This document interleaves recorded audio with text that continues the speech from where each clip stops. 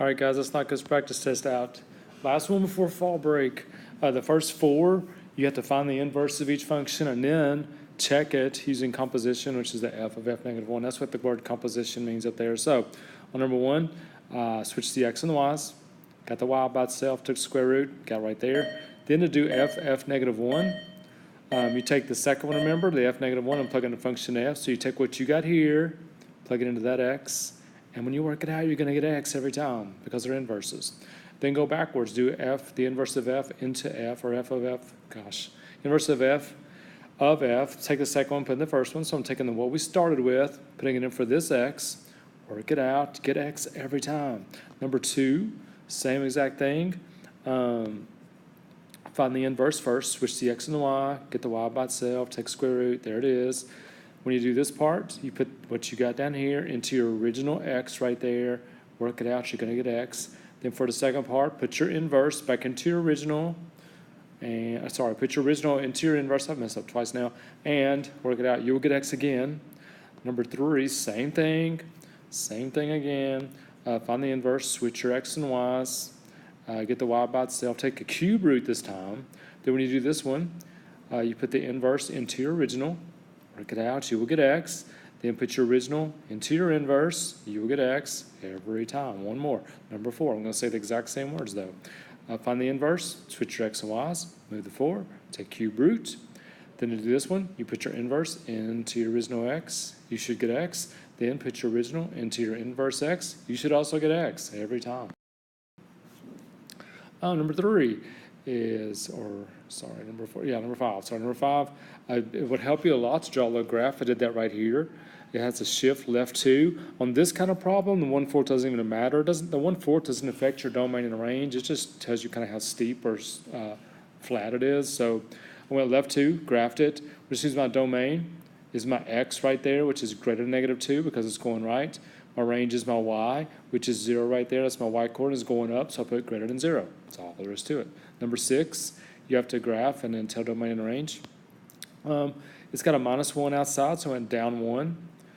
There's a -1 outside.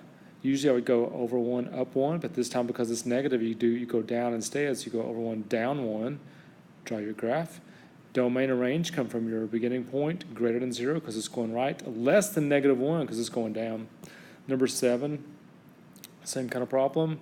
Do your shift first, so opposite inside, -2, down 2, because the -2 is outside. Now with the 1/3, because it's inside, it's a horizontal stretch by the reciprocal. So instead of going over 1, up 1, I go over 3, up 1. Connect that, dots, la, la, la. And your domain and range come from your beginning point.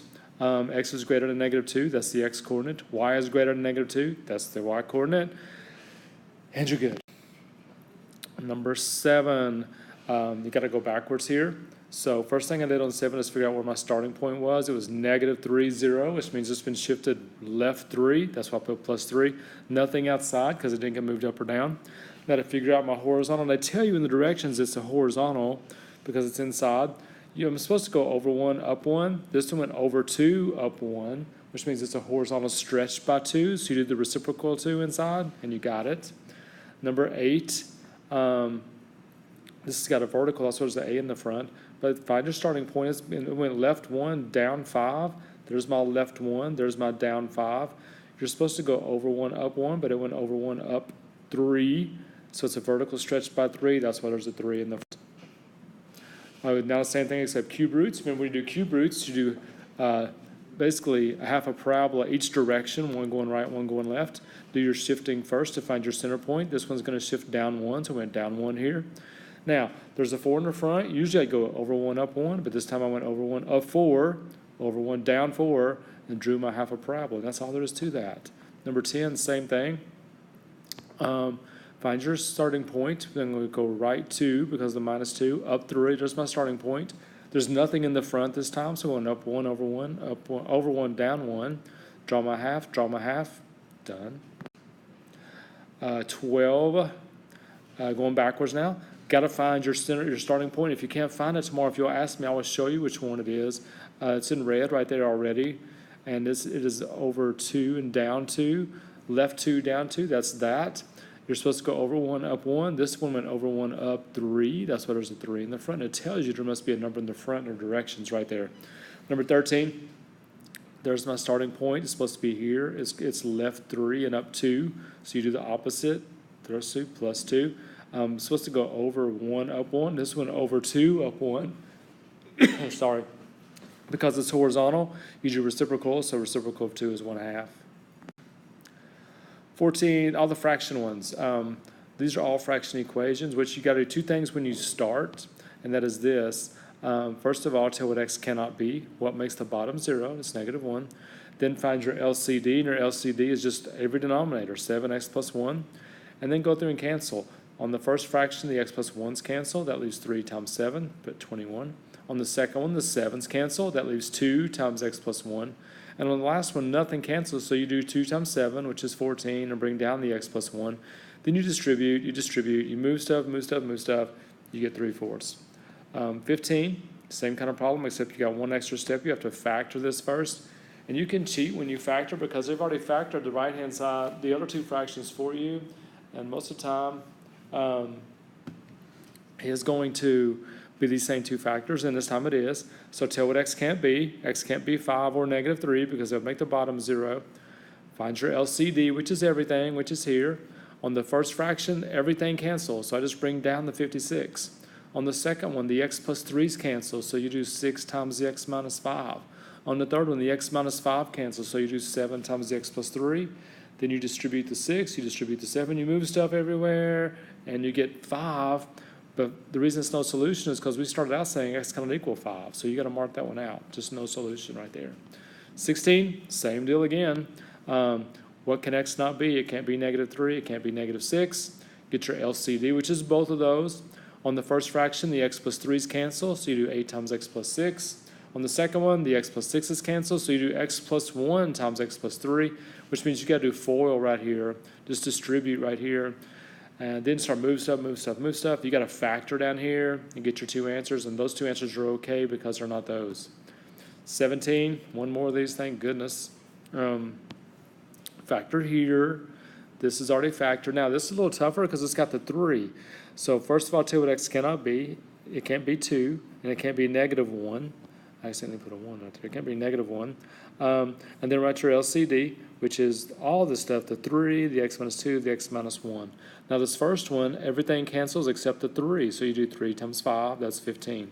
The second one, the x minus 2's cancel, so that leaves a 3, an x minus 1, and a 1, that's that. On the third one, the 3 cancels, the x minus 1 cancels, everything cancels except the x minus 2, so you do x plus 6 times x minus 2, which means you got to do FOIL method right there. Distribute right here, combine what you can, move stuff over. Because it's x squared, you want to move everything over to one side so you can factor and get your two answers. Check your answers, make sure they're not 2 or -1, they're not, so they're both good. The next one, I forgot what number it is, just says they're just dividing it, it's 18 already. When you divide, a couple things you got to remember here. One is you got to factor everything, so I did that. Number 2, when it's division, remember you change it to multiplication and you flip the second one. You do reciprocal of the second term. So factor the top of this one, that's this. Factor the bottom, that's this. Now what I did here is I flipped and factored at the same time. I did the a squared minus 4 on top right here, the a squared minus 1 on the bottom. Then I started canceling stuff. And anything that doesn't cancel, whatever's left over, that's your answer. I had 2 things left on the top, 2 things left on the bottom, got it. 19 says find all the zeros. What you need to do in 19, first of all, is punch this in your calculator, punch the big equation in your calculator, see where it crosses the x-axis, because then the x-intercept is a 0. We found out it crossed at 3. Do your synthetic. You should end up with a 0 at the end. Now, because it's x cubed, it means it has 3 solutions. One of them is 3. Take what you get down here, start 1 degree less, start x squared plus 4. Move the 4 over, take the square root, you get, that's 2 more answers, and then the 3. Number 20, should be pretty good this by now, because it's x cubed, because it's a cube, you're going to get 4 terms in your answer. Your first one's x cubed, your last one's y cubed. Because it's minus, your signs are going to alternate. Your x's are going to go down while your y's come up. Your second term always starts with your exponent, start with the 3. And this had a 3 because that's a 2, that's a 1, that's a 2, that's a 1. so they're the same. If you did not know, you need to take your calculator, go to the NCR button. Your N is your main exponent, your R is either the 2 or the 1, whichever one you want. 21, RREF. Use your matrix function on your calculator, punch in, make sure it's a 3x4, punch in all your numbers. Go second quit, make sure you quit. Go back to matrix, go to math, go to find RREF, it's way down at B. Hit enter. Then you got to go back to second matrix one more time and tell it to do matrix A. And the last column, you should see these three numbers. You should have seen the 2, the -1, and the 3 in the last column. And that's your answer. 22, probably, that's just the one I told you, I'd probably start this one, but it's up to you. It's not that hard, it's just a lot of stuff. Get the y's by themselves in parentheses and move everything over, the x's and everything else to the other side. Complete the square, take half the middle, which is at 4, square at 16, add to both sides. Your half goes inside. Here, add the -18 and the 16, you get that. Now remember, you need your 4p, there's your 4p right there, so you got to factor it out of those two terms, and you get this. Your vertex is the opposite of each one, -1, -4, graph that. The reason it's going left is because the 4p is in front of the x, which means it's got to go like the x-axis does, and because it's negative, it goes left. To find your focus in directories, you got to say 4p. So I did that up here. I did 4p equals my -2. Where am I? Right here, 4p is -2, and I got the -2 from right here. Divide by 4 gave me -1/2, which means the focus is a half away and the directrix is a half away. So I tried my best to go over a half this way, back a half that way, and drew them. I'd probably start that one. 23. 23. Get the x by itself, move the 45 over, makes it -45. Take the square root of both sides.